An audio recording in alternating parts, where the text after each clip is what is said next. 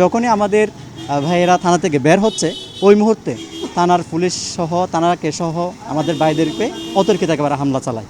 আমাদের ভাই যারা ছিল তারা স্বাভাবিকলি কয়েকজন গেছে, কোনো প্রস্তুতি না, স্বাভাবিকলি আমাদের যিনি থানায় ছিল তাকে জাস্ট নিয়ে আসার জন্য গেছে। কিন্তু এই যে আমরা যাব, আমাদের ভাইরা যাবে, এরা তার আগে থেকে উৎপেতে ছিল। ছাত্রদল এখানে সশস্ত্রভাবে তারা বিভিন্ন জায়গা থেকে, চট্টগ্রাম মহানগরীর বিভিন্ন ওয়ার্ড, বিভিন্ন থানা থেকে লোকজন নিয়ে এসে চট্টগ্রামের থানার চারিদিকে ওরা পরিকল্পিতভাবে ঘেরাও করে রাখছিল।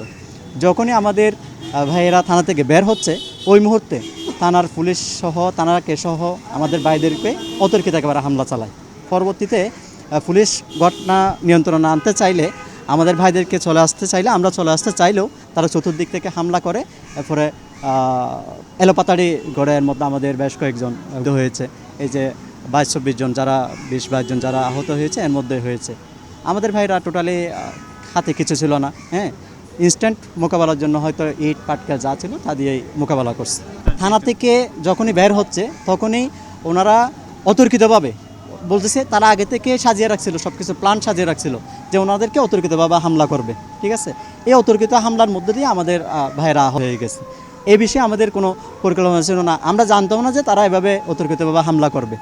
আরিফকে তারা ছাত্রলীগ ট্যাগ দিয়ে থানায় নিয়ে গেছিল, কিন্তু পুলিশ ছাত্রলীগের কোনো প্রুফ, কোনো এভিডেন্স না পায়। তিনি তো আমাদের লোক, আমাদের কর্মী।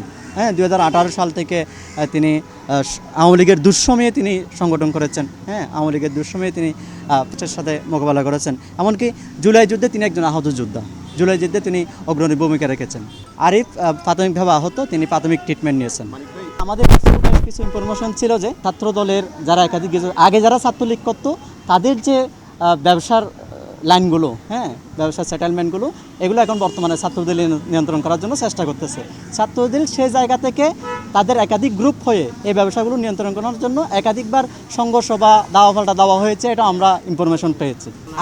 আমাদের প্রতিরোধ মূলত ওই ঘটনা নিয়ে না, আমাদের প্রতিরোধ ছিল হচ্ছে টঙের দোকান থেকে, বিভিন্ন জায়গা থেকে যে চাঁদাবাজি ছিল সেই চাঁদাবাজির সূত্র থেকেই মূলত আমাদের এই প্রতিরোধ।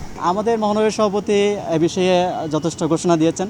কেন্দ্র থেকে আমাদের ক্লিয়ারেন্স আছে, ক্লিয়ার লাউড অ্যান্ড ক্লিয়ার আছে যে 36 জুলাই পরবর্তী বাংলাদেশে কোনো চাঁদাবাজ, সিদের এবং অস্ত্র যারা মহড়া দেয় তাদের কোনো জায়গা হবে না।